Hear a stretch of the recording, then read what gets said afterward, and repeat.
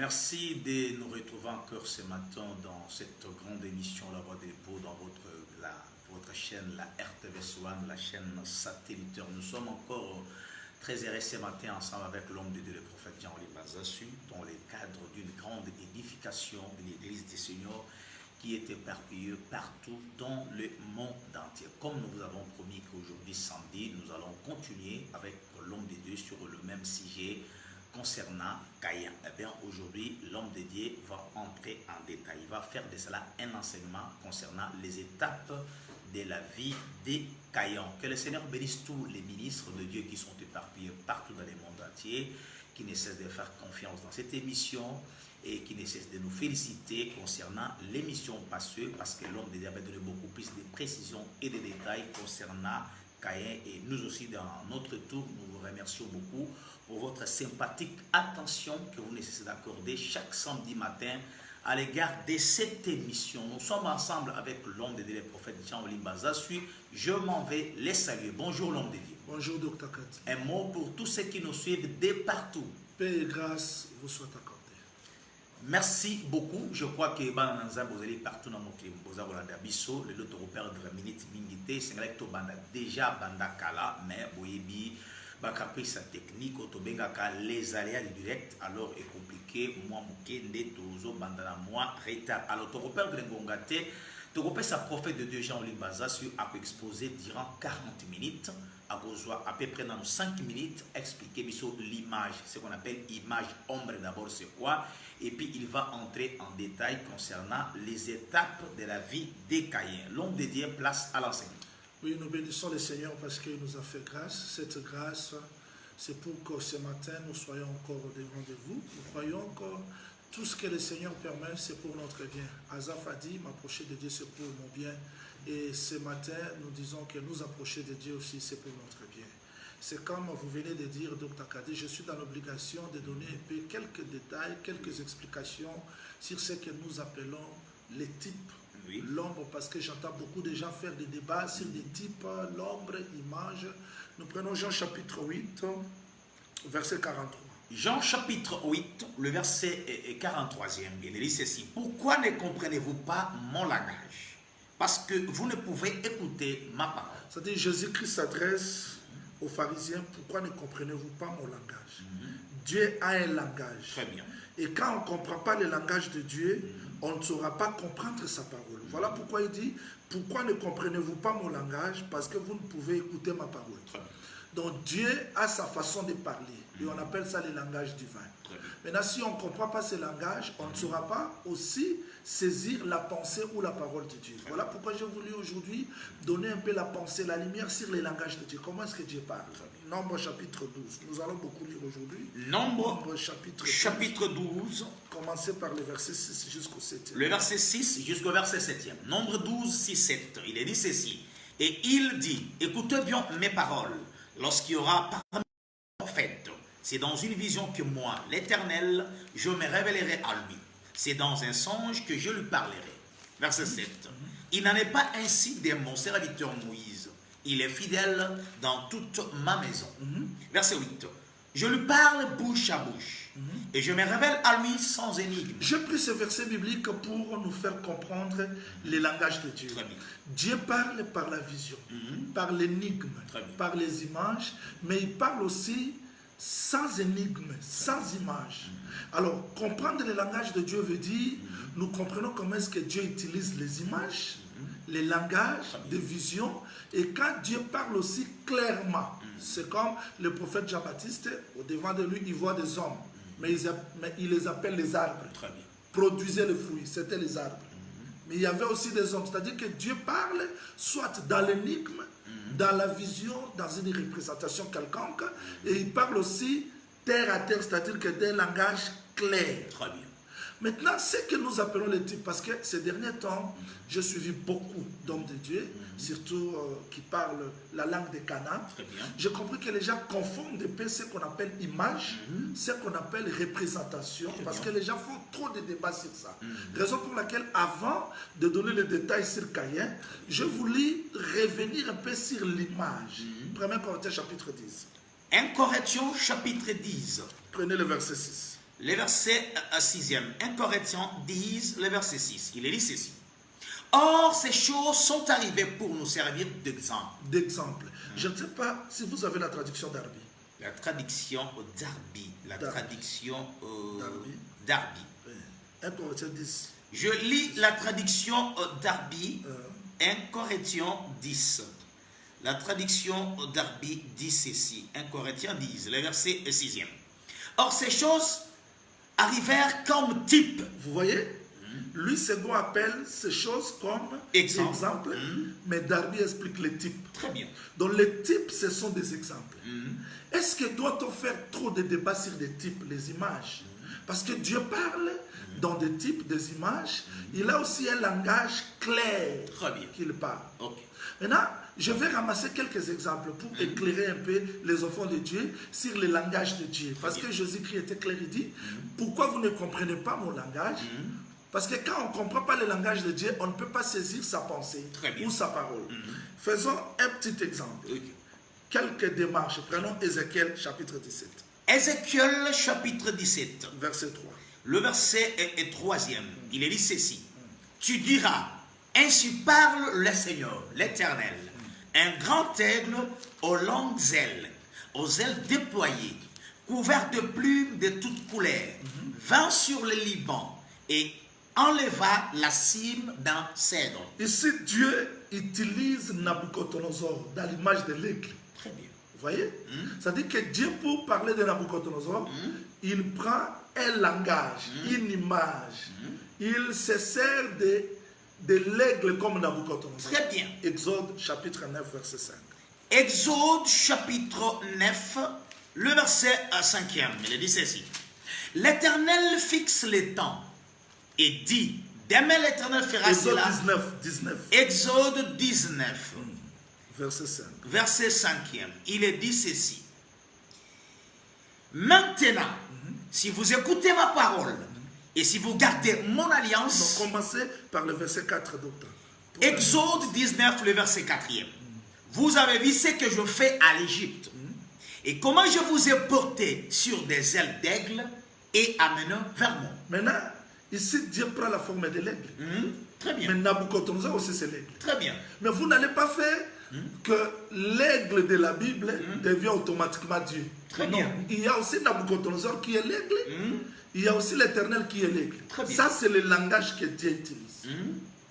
C'est-à-dire, si nous comprenons le contexte de l'aigle, on saura que cet aigle n'est pas seulement l'Éternel, mais cet aigle, c'est aussi Nabucodonosor. Très bien. Ça, c'est le langage. Très bien. Et beaucoup de gens vont faire le débat. L'aigle, Nabucodonosor, l'aigle, l'Éternel, c'est parce qu'ils ne comprennent pas le langage de Dieu. Daniel chapitre 8. Daniel chapitre 8. Je vais faire quelques démarches pour que les gens saisissent réellement qu'est-ce que nous parlons de l'image, de l'aigle, et des langages, des types de représentation. Allons-y. Daniel chapitre 8. Prenez le verset 3. Le verset 3e. Il est dit ceci. Je levai les yeux, je regardais. Voici un bélier s'étendait devant le fleuve. Il avait des cornes. Ses cornes étaient hautes. Mais l'une était plus haute qu'elle. Et elle s'éleva la dernière. Ici, Dieu se sert de béliers. Très bien. Oh, le bélier ne peut pas être diable. Très bien. Mais le bélier ici, c'est le royaume de Médie et Perse. Très bien. Genèse chapitre 22. Genèse chapitre 22. Verset 13. Genèse 22, le verset 13e. Il est dit ceci. Abraham leva les yeux et vit derrière lui un bélier, retenu dans un buisson par les cornes. Nous disons avec certitude qu'avant qu'Abraham soit sur la montagne, le bélier était déjà là. Très bien. Le bélier avait précédé Abraham. Très bien. Voilà pourquoi Jésus-Christ, quand il est venu, il dit avant qu'Abraham soit, je suis. Très bien. Mais le bélier là, c'est le Seigneur Jésus-Christ qui était avant Abraham. Ok. C'est lui qui devait prendre la place d'Isaac pour que la promesse soit manifestée. Okay. Mais le bélier n'est pas seulement Jésus-Christ. Parce que dans Daniel chapitre 8, verset 3, on voit que Médie et Perse, c'est aussi le bélier. Très bien. Donc ça, c'est le langage. Maintenant, quand vous prenez tous les béliers de la Bible, vous dites que c'est Dieu, Dieu, Dieu, vous aurez des problèmes. Il y a des langages, des images que Dieu utilise. Terminons cette pédagogie par Ézéchiel chapitre 27, verset 1er. Ézéchiel 27, le verset au premier, il est dit ceci. Ézéchiel 27, le verset au premier. La parole de l'Éternel me fit adresser en ces mots, verset 2. Et toi, fils de l'homme, prononce sur Tur une complète. Verset 3. Tu diras à Tur, ô toi qui es assise au bord de la mer et qui trafique avec le peuple de grand nombre d'îles. Ainsi parle le Seigneur l'Éternel. Tur, tu disais, je suis parfaite en beauté. Verset 4. Ton territoire est au cœur de mer. Ceux qui t'ont bâti t'ont rendu parfaite en beauté. Maintenant, Dr Kadi, quand Dieu se sert de Tyr ici, de Tyr, il ne parle pas de Tyr comme une ville. Très bien. Mais à partir de ce Tyr, il veut expliquer un personnage qui est caché. Très bien. C'est-à-dire que dans le langage de Dieu, Dieu peut se servir d'une ville, d'un arbre, d'un animal pour nous donner un enseignement quelconque. Et nous appelons crocodile de Nil, Léviathan. Mais tout crocodile dans la Bible, ce n'est pas seulement Léviathan. Très bien. Il y a aussi l'Éternel qui peut prendre la forme du crocodile.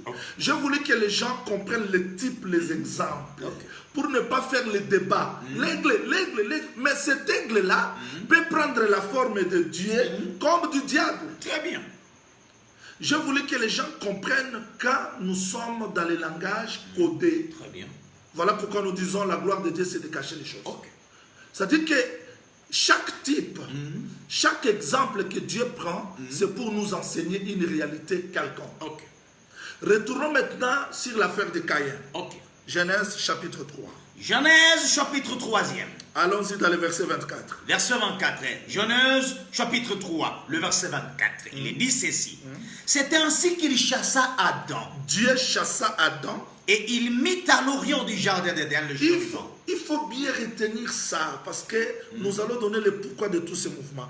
Dieu excommunie Adam du jardin d'Éden. Allons-y. Et il mit de chérubins qui agitaient une épée flamboyante pour garder le chemin de l'arbre de vie. Le chemin qui était gardé, c'était le chemin de l'Orient. Maintenant, Adam est excommunié du jardin d'Éden. Genèse 4, verset 1er. Genèse 4 au premier, il est dit ceci. Adam connut Ève, sa femme. C'est-à-dire que quand Adam est excommunié du jardin d'Éden, première œuvre qu'Adam produit, c'est connaître sa femme. Amen. Vérifions Genèse chapitre 9, verset 20. Genèse 9, le verset 20. Il est dit ceci. Genèse 9, 20. Noé commença à cultiver la terre. C'est-à-dire que quand Noé sort de l'arche, la première des choses, c'était cultiver. Très bien. Quand Adam sort du jardin d'Éden, parce que le jardin d'Éden, c'est ça l'arche. Très bien. Quand Adam sort du jardin d'Éden, la première des choses, c'était cultiver. Très bien. Parce que Ève devient la terre. Très bien. Et quand Noé cultiva, parce que quand Noé cultive, il est le père. Et ce même Noé vient prendre le fruit qu'il avait cultivé. Là, il n'est plus le père, il devient le fils. Très bien. Quand il boit, il devient nu. C'était pour révéler les semences qui étaient dans Noé. On a vu deux semences. L'une était bénie, l'autre était maudite. Vous voyez? C'est-à-dire que ça, c'est la répétition du jardin d'Éden. C'est-à-dire que quand Adam est sorti du jardin d'Éden, c'est comme Noé qui sortit de l'arche. La première des choses, il a cultivé, il a semé. Très bien. Maintenant, c'est que Adam sème dans une terre qui s'appelle Ève. Il y a Caïn, il y a Abel. Je vais maintenant donner le pourquoi. Allons-y.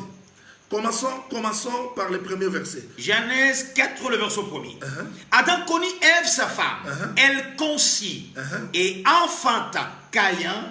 Et elle dit, je formai un homme avec l'aide de l'Éternel. Verset 2. Verset 2. Elle enfanta encore son frère, Abel. Attends. Le premier fils, c'est Caïn. Je vais donner le pourquoi. Pourquoi Caïn est venu avant. Très bien. Et Abel après. Mais prenez un peu ces mêmes versets 2-là. Vous allez voir, Moïse comme prophète, qu'est-ce qu'il a écrit? Beaucoup de gens ne peuvent pas voir ça, mais le ministère voit ça. Allons-y. Verset 2 de Genèse chapitre 4. Elle enfanta encore son frère Abel.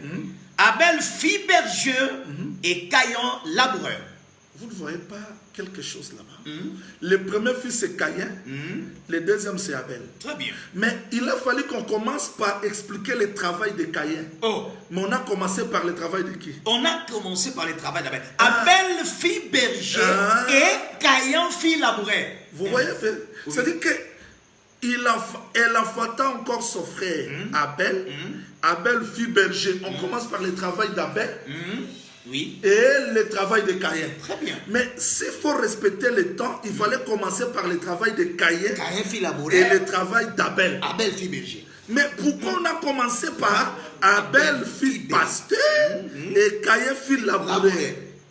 Il y a un point. Voilà pourquoi je dis que ce sont des langages qui doivent être expliqués. Très bien. J'explique pourquoi Caïn est venu avant et Abel ensuite. Très bien. Strictement interdit de raisonner. Oui. Allons-y voir Matthieu chapitre 23. Matthieu chapitre 23. Matthieu chapitre 23. Oui. Prenons quelques versets là, ça va nous aider. Donc t'as dit, prenez directement verset 33, 35. Nous allons donner le mouvement qui est caché là-bas. Allons-y. Matthieu 23, 33,35. Commencez par 33 jusqu'au 35e verset. Matthieu chapitre 23, verset 33 jusqu'au verset 35. Serpent, race de vipère, comment échapperez-vous au châtiment de la gêne? Verset 34. C'est pourquoi voici, je vous envoie des prophètes, des sages et des Je vous envoie qui? Je vous envoie des prophètes, des sages et des scribes. Vous tuerez, vous crucifierez les uns, vous battrez de verge les autres dans vos synagogues, et vous le persécuterez de ville en ville. Verset 35. Verset 35 du Matthieu 23. Enfin que retombe sur vous. Sur qui? Sur vous, Israël. Sur qui? Sur Israël. Alors, sur vous. Tous les sangs innocents répandus sur la terre. Depuis les sangs d'Abel. Qu'est-ce qu'Abel est venu faire ici? Est-ce que c'était Israël qui a tué Abel? Non. Mais qui a tué Abel? C'est Caïn. Oui. Mais comment Jésus crie en devant d'Israël? Il leur dit que... Quoi? En fait, ce qui retombe sur la terre, depuis le sang d'Abel jusqu'au sang de Zacharie. Si Israël ne reconnaissait pas le sang d'Abel, il pouvait dire nous sommes innocents du sang d'Abel. Très bien. Mais ils n'ont pas réagi. Ils ont resté calmes. J'ai pris ce verset biblique, je vais revenir là-bas. J'ai pris ce verset biblique pour montrer qu'Abel était un prophète. Très bien. Donc Caïn est venu avant et Abel est venu ensuite. Très bien. Mais on ne commence pas par parler du travail de Caïn, on a commencé par parler du travail d'Abel. Très bien. Parce que dans l'ordre de Dieu, pour que le fruit de la terre soit agréé, il faut que le sang coule. Très bien. Voilà pourquoi Joseph a rêvé, ils étaient au milieu du champ, en train de lier des gerbes. Et sa gerbe s'élevait. Très bien. C'est-à-dire que les 12 fils de Jacob, c'était le fruit du champ. Très bien. Mais ses frères ont compris, ils ne peuvent pas envoyer le fruit du champ avant que l'animal soit égorgé. Donc ils ont égorgé l'animal, voilà le travail du pasteur, et après ça, envoyer le fruit de la terre. Voilà pourquoi même dans l'ordre des fêtes de Dieu, fêtes de l'Éternel, on commence par la Pâque, après ça vient la gerbe. Très bien. C'est-à-dire que pour que nous, les hommes de la terre, nous soyons agréés, il a fallu qu'un animal soit égorgé. Voilà pourquoi on commence par le travail du pasteur, parce que le travail de la terre là de Caïn ne peut pas être agréé sans que le travail d'Abel commence tout d'abord. Amen. C'est ça un peu le mouvement. C'est-à-dire qu'Abel était un prophète, Caïn représentait tout un peuple qui est venu avant cultiver la terre, mais Dieu n'a pas tenu compte de son travail. Très bien. Parce que Dieu ne pouvait pas agréer le fruit de la terre sans que l'animal soit tout d'abord présenté. Très bien. Voilà pourquoi on dit qu'elle enfanta encore son frère Abel. Abel fut berger et Caïn fut laboureur. Voilà. On commence tout d'abord par le travail d'Abel et le travail de Caïn vient ensuite. C'est-à-dire que moi, l'homme naturel, Dieu ne peut pas m'agréer parce que tout ce que je fais, c'est la terre. Il fallait tout d'abord qu'un travail soit fait. Voilà pourquoi Abel est représenté tout d'abord comme le pasteur. Il est le prophète. C'est-à-dire qu'un peuple est venu avant, le peuple terrestre, et Abel vient comme le prophète. Allons-y maintenant dans le verset 3. Le verset 3 du Genèse chapitre 4. Parce que nous voulons donner chaque mouvement. Au bout de quelques temps, Caïn fit à l'Éternel une offrande de fruits de la terre. Vous voyez, au bout de quelques temps. Voilà. C'est-à-dire quand ils sont nés, ils ont travaillé, l'un comme pasteur, l'autre comme cultivateur. Mais au bout de quelques temps, je vais expliquer au bout de quelques temps, c'est quand. Très bien. Allons-y. Verset 24. Et Abel de son côté en fit une de première-née de son troupeau et de leur graisse. L'Éternel porta un regard favorable sur Abel et sur son offrande.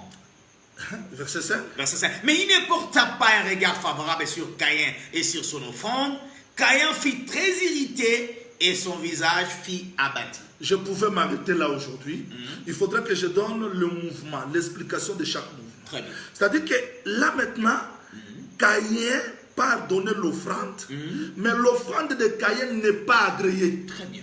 Mais celle d'Abel est acceptée par l'Éternel. Pourquoi? La réponse, Hébreux chapitre 11. Hébreux chapitre 11. Prenez Hébreux chapitre 11, Dr. Kadi, lisez le verset 4. Hébreux chapitre 11, le verset 4. C'est par la foi qu'Abel offrit à Dieu un sacrifice plus excellent que celui de Caïn. C'est par elle qu'il fit déclarer juste. C'est-à-dire que l'offrande de Caïn n'était pas mauvaise. Mais ce qui manquait à Caïn, c'était la foi. Vous voyez? Voilà. Parce que beaucoup de gens disent que Caïn a donné une fausse offrande parce que la terre était maudite. Mais Hébreu nous répond que la différence entre Caïn et Abel, c'était la foi. Très bien. C'est-à-dire que Caïn a commencé à offrir, mais son offrande, quand Dieu cherchait la foi, il n'en trouva point. Très bien. Mais quand Abel est venu avec son offrande, l'offrande d'Abel était agréée à cause de la foi. Amen. Galates chapitre 3, verset 23. Galates chapitre 3, le verset 23e. Galates chapitre 3, le verset 23e, il est dit ceci. Avant que la foi vint. Vous voyez, la foi est venue. Très bien. La foi est venue après. C'est-à-dire l'offrande de Caïn n'était pas agréée parce que ça se faisait sans la foi. Très bien. Vous voyez? Très bien. Avant que la foi vint. C'est-à-dire celui qui est venu avec la foi, c'est Abel. Très bien. Mais Caïn faisait aussi ses offrandes. Caïn faisait aussi... donc, il montrait à Dieu le fruit de la terre. Très bien. Mais cela n'était pas agréé. Non parce que l'offrande était mauvaise, mais c'est parce que Dieu ne trouva pas la foi dans Caïn. Il faut que les gens retiennent ça très bien. Okay. Hébreux chapitre 4. Hébreux, le chapitre 4. Donc celui qui est venu avec la foi, c'est Abel. Mais Caïn aussi était sacrificateur, mais sans la foi. Hébreux chapitre 4, verset 2. Allons-y. Hébreux chapitre 4, le verset 2e. Il est dit ceci. Car cette bonne nouvelle nous a été annoncée, aussi bien qu'à eux. À eux. À eux, c'est-à-dire la maison d'Israël. Oui. Mais la parole qui leur fit annoncer ne leur servit de rien. Parce qu'elle ne trouva pas de la foi chez ceux qui l'ont entendu. C'est-à-dire que cette foi qu'Abel est venu avec ça, c'est ce qui manquait à Caïn. Très bien. Donc Caïn était un sacrificateur. Caïn était un serviteur. D'ailleurs, je vais expliquer le châtiment de Caïn. Parce que il a fallu que Caïn cesse d'offrir. C'était ça, la fin de son ministère. La fin de son service où il ne sera plus sacrificateur parce que là, Dieu devait le chasser. C'est-à-dire que dans Caïn, quand Caïn a offert, ce qui manquait à Caïn, c'était la foi. Très bien. Mais qui est venu avec la foi, c'est Abel. Okay. Abel est venu avec la foi. Voilà pourquoi, retournons dans Genèse 4. Nous sommes toujours là. Prenez le verset 5. Genèse 4. Non, recommence 4, 5. Allons-y. Genèse 4, le verset 4 à 5. Et Abel de son côté en fit une de première-née de son troupeau et de leur graisse. L'Éternel porta un regard favorable sur Abel et sur son offrande. Mais il ne porta pas un regard favorable sur Caïn et sur son offrande. La réponse. Remarquez. Dieu n'a pas refusé l'offrande de Caïn. Très bien. Mais le texte dit quoi? Verset 5. Mais il ne porta pas un regard favorable sur Caïn. Donc Dieu n'a pas porté un regard favorable sur Caïn. Pourquoi? Parce que Caïn manquait la foi. Hébreux 11, 6. Allons-y. Hébreux 11, 6. Hébreux chapitre 11, verset le verset 6e, il est dit ceci. Or, sans la foi, c'est ça. il est impossible de lui être agréable. Donc Caïn manquait la foi. Caïn manquait la foi. Voilà pourquoi Dieu ne pouvait pas agréer son offrande. Mais Abel, son offrande était agréée à cause de la foi. Amen. Amen. Maintenant, cela a suscité la jalousie. Très bien. Prenez le verset 6. Prenez le verset 6. Dit Genèse. Genèse 4. Maintenant, nous rentrons dans Genèse 4, le verset 6e. Non, 5. Termine un peu 5. Genèse 4, 5 et 6. Mais il ne porta pas un regard favorable sur Caïn, sur son offrande. Caïn fut très irrité et son visage fut abattu. Pourquoi il était très irrité? Son visage fut abattu parce que son offrande n'était pas agréée. Agréé, oui. Descendez. Verset 6 de Genèse 4. Et l'Éternel dit à Caïn, pourquoi es-tu irrité? Voilà.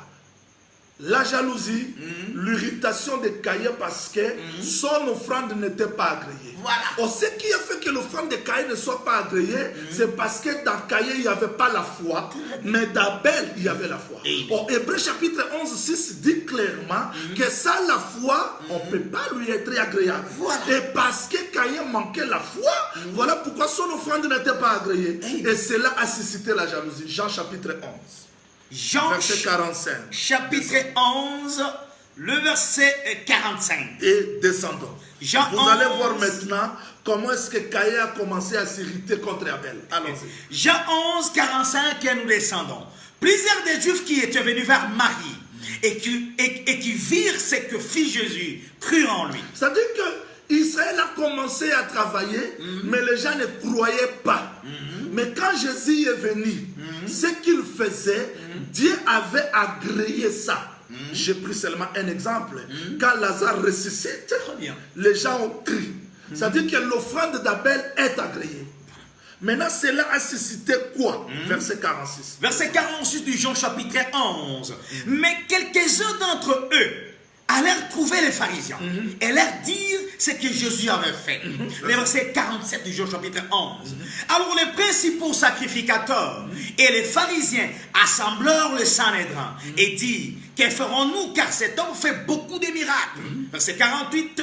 Si nous les laissons faire, tous croiront en lui et les Romains viendront détruire et notre ville viendra. Vous voyez la jalousie? Vous voyez la jalousie?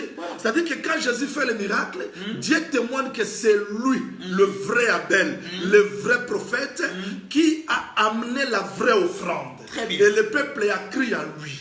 Mais maintenant, la maison d'Israël s'irrite. Vous voyez un peu la colère de Caïn? Voilà. C'est-à-dire que la maison d'Israël s'irrite parce que son offrande n'était pas agréée. Et c'était maintenant un moyen pour la maison d'Israël, les pharisiens, les scribes, de chercher à tuer le Seigneur Jésus-Christ. Voilà la jalousie de Caïn. Voilà. Caïn devient jaloux parce que l'offrande d'Abel est agréée, mais son offrande n'était pas agréée. Et c'est très important. Pourquoi son offrande n'était pas agréée? C'est par manque de foi. Très bien. Je vais donner que quand le Seigneur Jésus-Christ est venu, là il faut que j'explique clairement que Jésus sur la terre, il était à la fois Abel, il était aussi Dieu qui devait agréer l'offrande de Jésus et l'offrande d'Israël. Très bien. Mais qu'est-ce qu'il a cherché en Israël? Marc chapitre 11. Marc le chapitre 11e. Commencez par le verset 11 d'autant. Marc chapitre 11, le verset 11e. Il est dit ceci. Descend jusqu'au 12e verset. Jusqu'au verset 12. Marc 11, verset 11 jusqu'au verset 12e. Je suis entré à Jérusalem, dans le temple. Quand il eut tout considéré, comme il était déjà tard, il s'en alla à Béthanie avec le 12. Le lendemain, après qu'ils firent sortir de Béthanie, Jésus eut faim. Apercevant de loin un figuier qui avait des feuilles, et alla voir s'il trouverait quelque chose, il s'en était approché. Il ne trouva que de feuilles, car ce n'était pas la saison de figues. Donc Jésus est venu, il avait faim, il cherche le fruit, il ne voit pas le fruit, il ne trouve que les feuilles. Très bien. Mais comment frère Marc dit que ce n'était pas la saison? Ce n'était pas la saison. Mais ce fruit-là qu'il cherchait, c'était quoi au juste? Voilà. Pourquoi Jésus est allé chercher le fruit alors que ce n'était pas la saison de fruits? Jean chapitre 8. Jean le chapitre 8e. Recommençons verset 43 où nous avons lu. Jean chapitre 8, je recommence le verset 43 où j'avais lu. Il dit ceci dans le verset 43e. Pourquoi ne comprenez-vous pas mon langage? Parce que vous ne pouvez écouter ma parole. Verset 44. 44. Vous avez pour père le diable. Et vous voulez accomplir le désir de votre père. Il a été meurtrier dès le commencement. Ça, c'est la réponse de Jésus-Christ. Pourquoi? Verset 39. Verset maintenant 39. Je retourne Jean chapitre 8, le verset 39. Il lui répondit, notre père c'est Abraham. Jésus-Christ refuse que votre père n'est pas Abraham. Pourquoi? Jésus leur dit, si vous étiez enfant d'Abraham, vous feriez les œuvres d'Abraham. Donc les œuvres d'Abraham n'étaient pas trouvées dans la maison d'Israël. Voilà pourquoi il les traite le fils du diable. Très bien. Le fils du diable, pourquoi? Parce qu'il a cherché les œuvres, il n'a pas trouvé. C'est ça le fruit de figuier qu'il est allé chercher.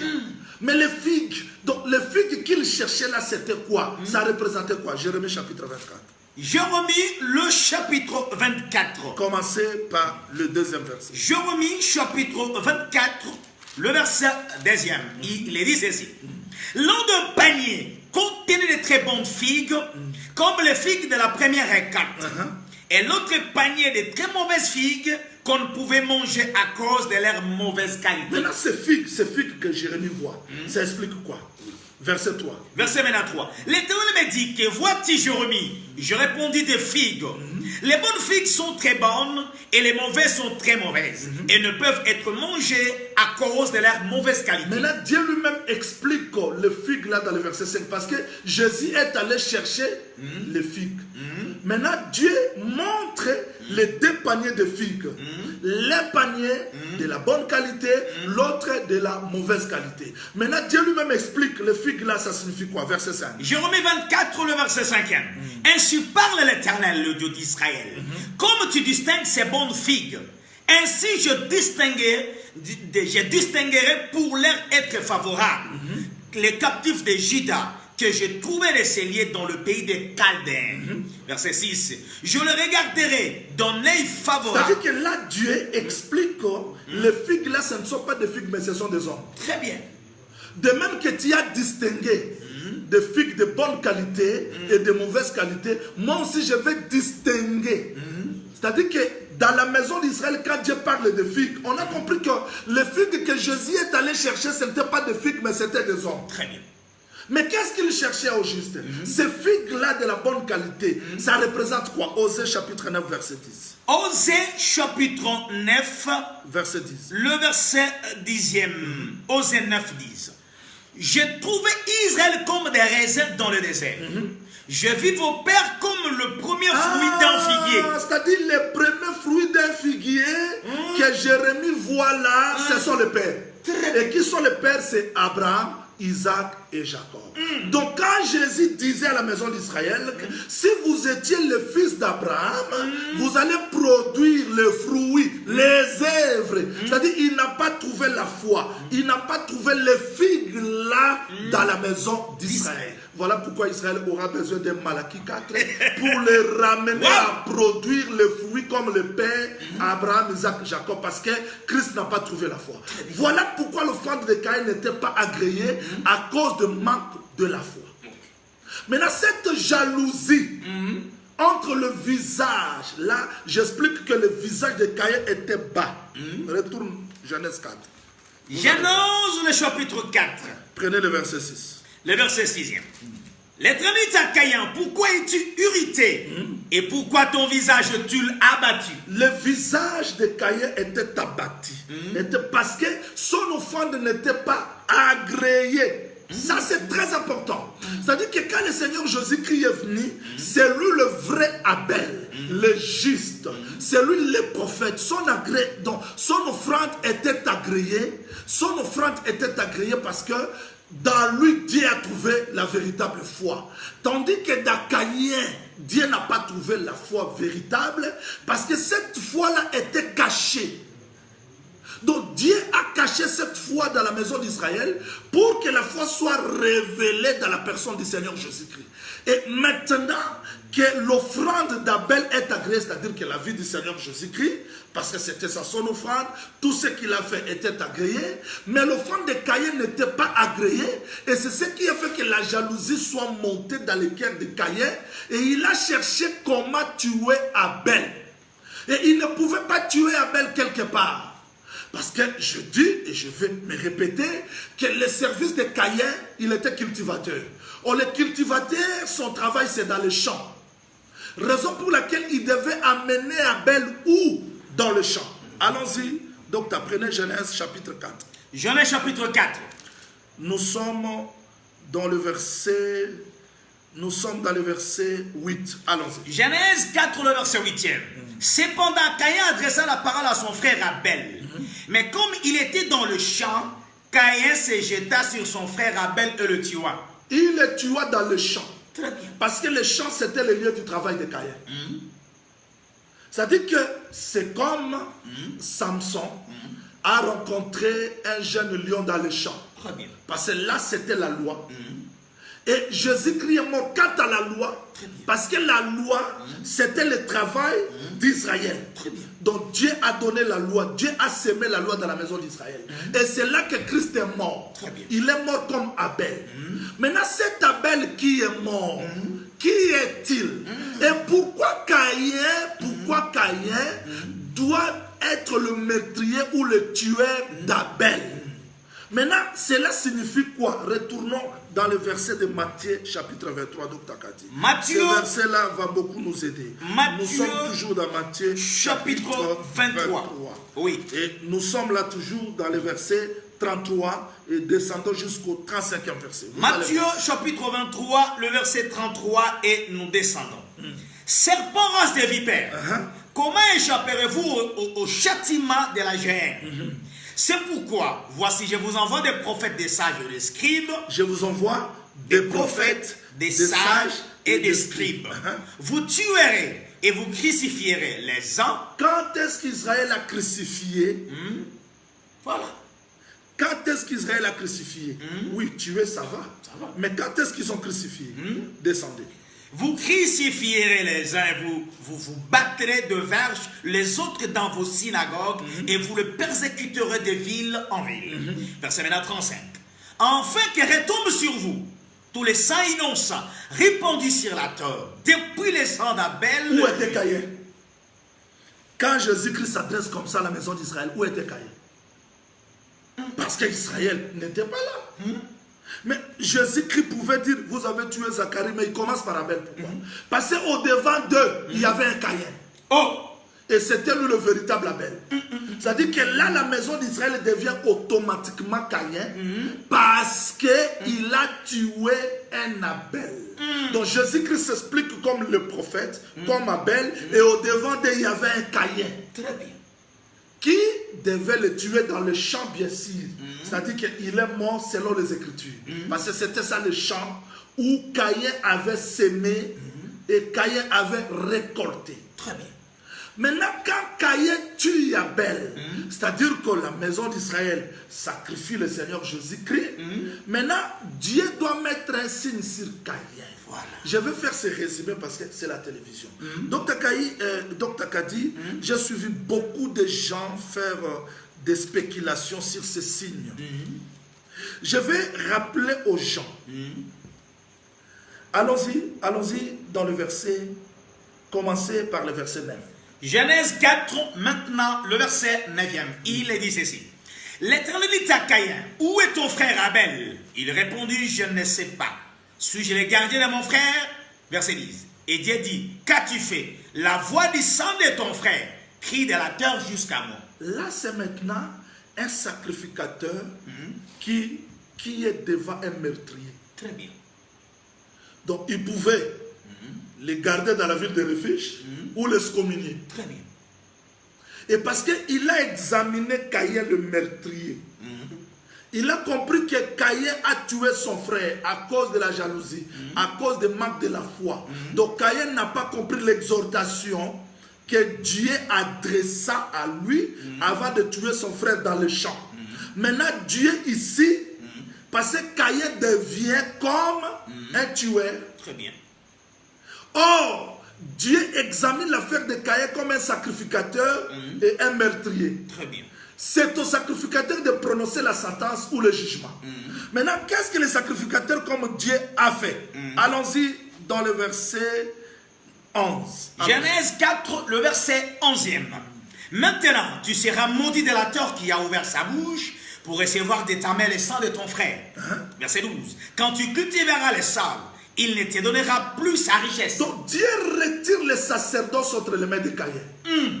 Donc autrefois, Caïn pouvait s'aimer et la terre répondait à Caïn. Voilà. Mais maintenant, parce que tu as tué ton frère, je retire ce travail de sacerdoce. Parce que c'était le travail d'Adam que Caïn était la continuité. Mais parce que tu as tué ton frère, tu ne vas plus s'aimer sur cette terre. Donc Dieu retire le sacerdoce entre les mains de Caïn. Et Caïn ne sera plus sacrificateur. Caïn ne va plus s'aimer à la terre. Il sera vagabond. Très bien. Vous voyez, ça c'est la fin du sacerdoce. Ça c'est la fin du travail de Caïn. Il ne va plus travailler dans cette terre. S'il va s'aimer, qu'il aille s'aimer ailleurs. Voilà pourquoi Cantique des Cantiques, chapitre 1er, verset 5, Silamite dit: mes frères m'ont fait gardienne de vigne au pluriel. Ma vigne à moi, je ne l'ai pas gardée. C'est-à-dire, la vigne, c'était l'héritage de Silamite. Elle a perdu la vigne, mais elle devient gardienne de vigne au pluriel. C'est-à-dire que Caïn perd la terre où il pouvait travailler. Il devient maintenant vagabond et errant. Et c'est ça, Israël, dans la dispersion. Maintenant, écoutez-moi très bien. Parce que beaucoup de gens se posent des questions.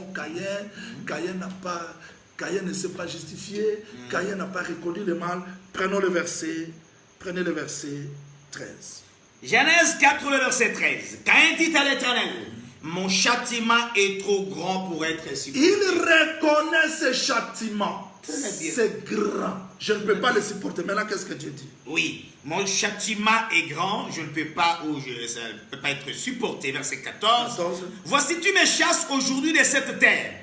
Je serai caché loin de ta face. Je serai errant et vagabond sur la terre.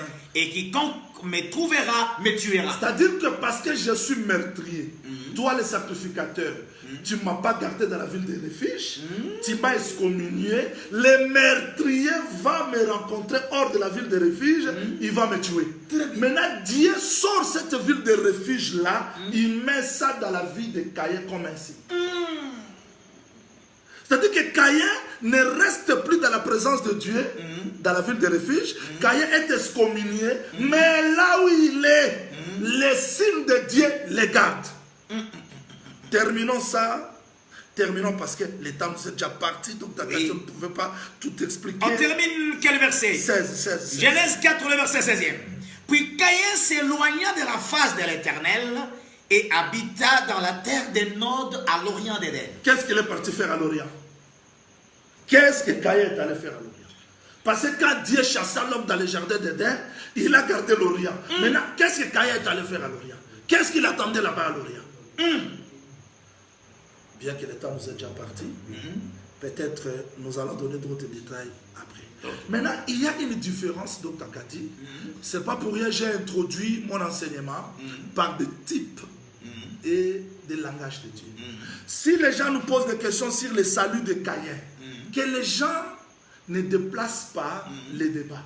Ici, nous ne faisons pas l'étude sur le salut du Caïn, mais nous parlons sur Caïn représente quoi? Il représente diable, oui, à cause de ses œuvres, mais il représente aussi le peuple qui a tué le Seigneur Jésus-Christ comme véritable Abel. Maintenant, si on veut se poser des questions sur le salut, donc tu as dit, suivez-moi ici très bien parce que tu peux poser une ou bien deux questions. On posera aussi des questions sur Cyrus. Genèse 45, Cyrus c'est mon serviteur. Cyrus sera sauvé. Pharaon qui aima Joseph en Égypte, il sera sauvé. Assyrus qui a pris Esther, il sera sauvé. Agar qui représentait la maison d'Israël, il sera sauvé. Ismaël il sera sauvé. C'est-à-dire nous allons prendre tous les types pour parler du salut. Alors que le salut dépend de la dispensation. La fois passée, je parlais de ça, mais on n'avait pas lu rapidement. Donc, prenons Romains chapitre 1er, verset 14 jusqu'au 15e verset. Là, Romains chapitre 1er, le verset 14 jusqu'au verset 15. Je me dois aux Grecs et aux barbares, aux savants et aux ignorants. Romains 1er. Oui. Premier, c'est quel verset?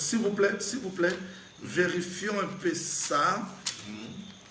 Comme on a beaucoup parlé. Romains chapitre 2, s'il vous plaît, 2, 14. Oui. Romains chapitre 2, le verset 14. Quand les païens qui n'ont pas la loi font naturellement ce qui est prescrit la loi, ils sont eux qui n'ont point la loi, une loi pour eux-mêmes. Verset 15. Ils montrent que l'œuvre de la loi est écrite dans leur cœur. Leur conscience en rend témoignage. Et leur pensée s'accusera ou se défendant tout à tout. Verset 16. 16.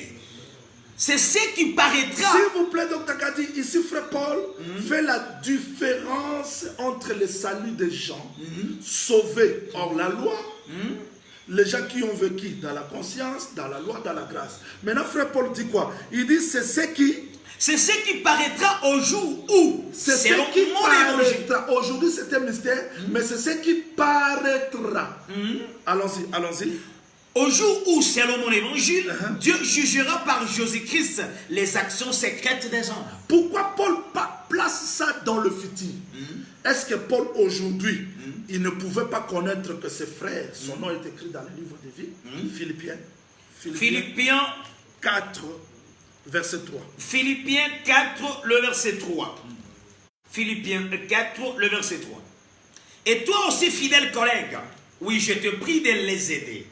Elles qui ont combattu pour l'évangile avec moi, et avec Clément et mes autres compagnons d'œuvre, dont les noms sont écrits dans le livre des vies. Mais quand frère Paul dit que les noms de ces frères-là, de ces bien-aimés-là sont écrits dans le livre des vies, c'est-à-dire, il détenait la clé de la compréhension. Non. Là, il va se contredire, parce qu'il dit c'est ce qui paraîtra. C'est-à-dire que pour connaître le vrai jugement, de dire qu'aujourd'hui Kadima sera sauvé, je l'ai dit, oui, tu es parce que ta vie témoigne que ton nom est écrit dans le livre des vies. Très bien. Mais ce n'est pas ce qui paraîtra. Parce que ce qui paraîtra, ce sont les œuvres secrètes qui sont cachées. Il faut maintenant tenir compte. Très bien. Docteur Kadi, je réponds rapidement. Prenons un texte parce que si je le dis comme ça, peut-être beaucoup de gens ne vont pas croire à ça. Prenons, ça doit être, je cherche un texte, ça va nous aider. Luc chapitre 10. Prenez Luc chapitre 10. Luc le chapitre 10e. Il faudra que je donne une lumière là-bas. Prenez le verset 29. Luc chapitre 10, le verset 29. Mais lui voulant se justifier. Non, Luc 10, verset 20. 20, s'il vous plaît. 20. Cependant, ne vous réjouissez pas de ce que les esprits vous sont soumis. Mais réjouissez-vous de ce que vos noms sont écrits dans le ciel. Quand Jésus parle comme ça, Judas aussi était là. Oh! Judas aussi était là. Son nom était écrit dans le ciel. Là, on ne peut pas contredire que non, Jésus ne parlait pas parce que Judas aussi était là.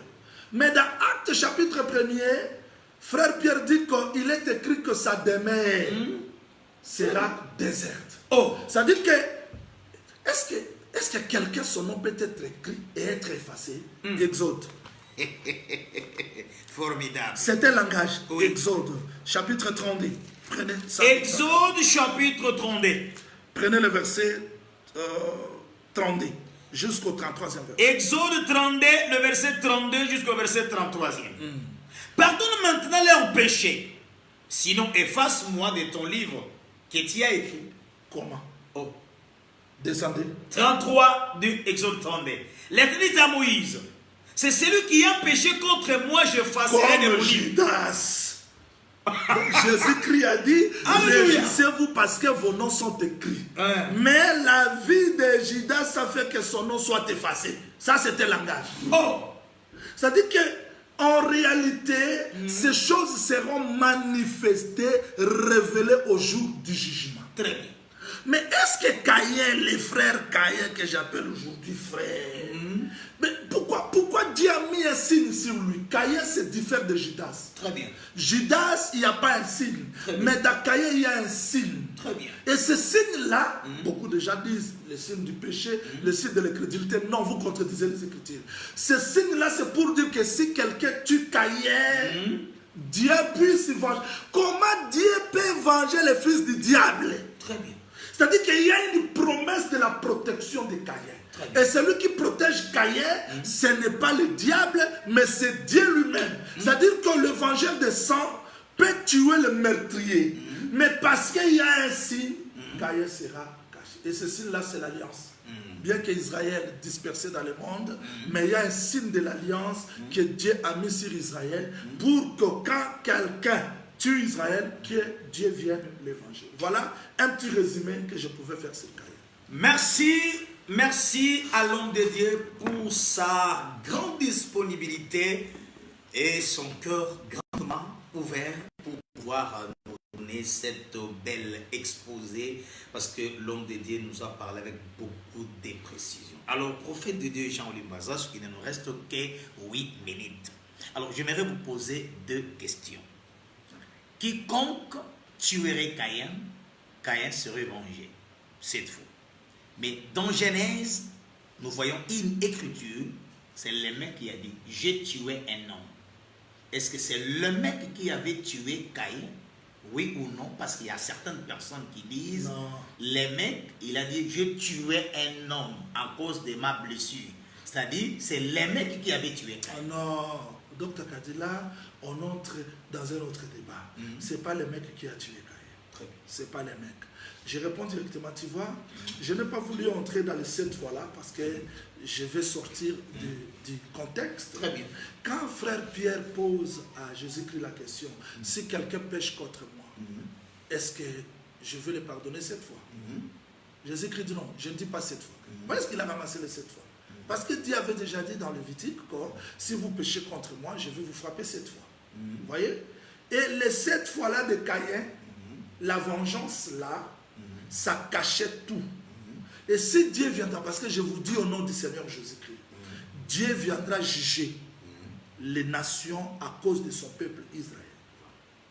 Et ça sera l'explication de la vengeance. Si vous voyez les 7 coupes, les 7 trompettes, tout consort, cela ressort de ces 7 fois-là. Donc là, je m'arrête parce que je n'entre pas dans le mec, tout consort, mais je reste pour dire que la vengeance de Caïn, c'est ce qui est expliqué par le fléau, les coupes, tout consort. Est-ce qu'en cela, du fait que Dieu a mis un signe sur Caïn, cela démontre que Caïn serait sauvé? Oui ou non? Parce que vous avez typifié Caïn avec Israël. Mais c'est ça, donc c'est pas pour rien que je dis que pourquoi Caïn est allé à l'Orient. Parce que notre évangile donne le pourquoi de chaque chose. Très bien. Pourquoi il est allé à l'Orient? Parce qu'un soleil va se lever à l'Orient.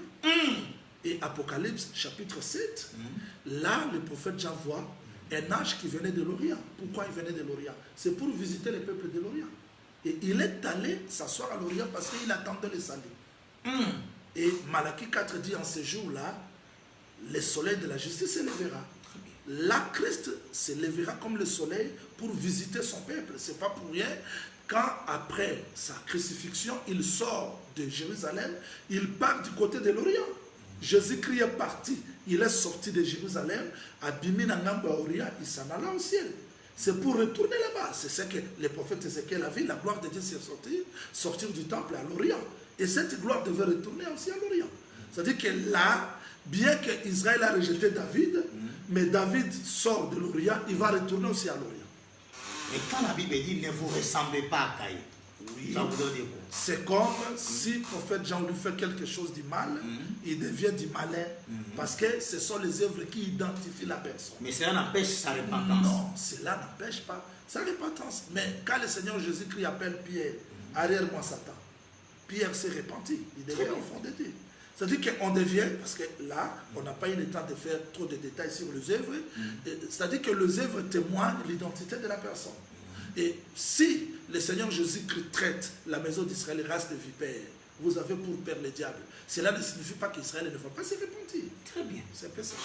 Vous aviez dit le samedi passé que lorsque Caïn labourait, Abel aussi mangeait. Oui. C'est que Caïn labourait. Il y a un frère qui a posé la question, où est-ce que cela est écrit que Abel aussi mangeait, c'est que Caïn labourait. Mais vous avez lu une écriture qu'il s'est passé quelque temps. Mais c'est ça, docteur. Donc il mangeait aussi. C'est simple. C'est-à-dire que là, on ne raisonne même pas. Le travail de cultiver la terre, c'est le travail d'Adam. Très bien. Mais quand Adam est chassé du jardin d'Éden, on voit maintenant Caïn en train de cultiver la terre. Très bien. Et quand il cultivait la terre, c'était pour manger. C'est-à-dire que Caïn biloko wana azolia, biloko wana azolona, dans le moment où on a peut-être oyoka passé, Caïn ti azolona biloko, basala biso sin ke ta esekei, azolona biloko pona ye mokote po Abel azalaki mobomi nyama. Na tango wana babandana kolia nyama te, nyama baye kolia mo na Genèse 9. Très bien. C'est-à-dire que biloko Caïn baye kosala, ezalaki po Adalia, Evalia, bango nyonso. Voilà l'écriture, les bien-aimés qui nous suit, Genèse 4, le verset 3. Au bout de quelques temps, Caïn fit à l'Éternel une offrande. Donc, il s'est passé des moments où Caïn labourait la terre et ça permettait aussi à Abel de manger parce que l'homme de Dieu a précisé, en ces temps-là, on ne sacrifiait pas les animaux pour nourriture, mais on ne pouvait que manger ce qui sortait de la terre. Merci, nous sommes arrivés presque à la fin de notre émission. Prophète Jean-Oli, un dernier mot avant que nous puissions clore notre émission. Et s'il y a des programmes à donner pour les saints de l'Assemblée des saints des Cucutes, vous pouvez les faire. Oui, si vous avez temps ici pour qu'ils en battent pour la centre de mérite, oui, azalaki traducteur na biso, puis disciple Yabinanga, il nous a précédé à l'éternité. Je crois bananzambe nyonso, les ala basali azambe to bengami ya roleka na binanga parce que nous devons enterrer notre frère avec honneur avec mosali azambe et nazo présenter ma condoléance na famille biologique na ye pe ko senga basali azambe nyonso kutana parce que ezali likambo ekomeli biso. Et je crois na WhatsApp parce qu'on nous signale que temps ici cookie na WhatsApp toujours ça ma programme nyonso ezala ya radio ezala ya ba site oyo to banda ba kilt topé ba prière de maison à partir à lobby tozala na Kingabwa tozala na Kingasani tozala na Masina tozala na Njili tozala na route Mokali tozala na Pascal, c'est-à-dire que tozala na ba site oyo totie pour na ba église de maison. Pour recevoir information calamité na WhatsApp parce que le temps nous est déjà parti. Nous avons pas pour la docteur Kadi pour cette volonté. Grâce à lui, nous avons bénéficié de cette émission. Les alliés Koumela, Bandeko Nyos, Balandarape, Basepé dans l'émission. Soutenez aussi docteur Kadi. Il a une bénédiction pour nous. Koloma Kinasani, Njip, Koya Bomakolo, ça fait aussi mal. Naïbi Kenzamba Okanisayo. Et je crois que fait du moins c'est l'équipe. Soutenez aussi cette émission par les moyens pour que tous les caca chaque fois. Que le Seigneur Jésus-Christ vous bénisse. Merci beaucoup. Je crois que le prophète a eu temps ligne, mais s'il était membre Caïn, parce que ça nous reste encore, Caïn sera vendu cette fois. Et on voit aussi les problèmes à les mettre. Je crois que l'homme de Dieu avec sa grande disponibilité, samedi à la semaine prochaine, je crois que le prophète arrosera et on va continuer. Rediffusion émission mercredi à partir de 14h ou bien retard 14h20. Ingénieur tonton ako otela biso ya ngala ba programme on a bana ki je crois que le prophète a toujours le matin ezal na minité to pesa bino ba programme na WhatsApp et ko la pamboli pour biso. Merci na équipe technique et télévision compagnie ingénieur tonton ainsi que notre caméraman. Je reste un grand merci na frère Domissing Zambabi Kisayo santé là toujours bien. Papa Jacques Ndaya Zamba Kalisayo, pasteur Nabiso, Miché Moussaka, na Dejorka, di Pamboli Nzambe, notre bien-aimé, Oazali, Pinda, Osunga, émission La Voix de l'époux, parce que de l'autre côté, la confinement à Gobé, on va aussi la émission panneau, pancarte, Moa, Sima, Mounen, Awa, émission La Voix de l'époux, Zamba Pambolandeko, Jean-Jacques So, qui est le directeur, il y a Panorama Média, di Pamboli Nzambe, Ezala, il connaît pas Bikisa, Bana, Baza Malade, grâce à Nzambe, Ezali, pour la mort, pour la mort. So, c'est pas une émission, vous savez, pour un prophète de Dieu, Jean-Oli Mbaza, soupe, vous soutenir émission La Voix de l'époux, Tokutani, samedi, Ekoya, Kimia, Omabota Mabino. Merci beaucoup.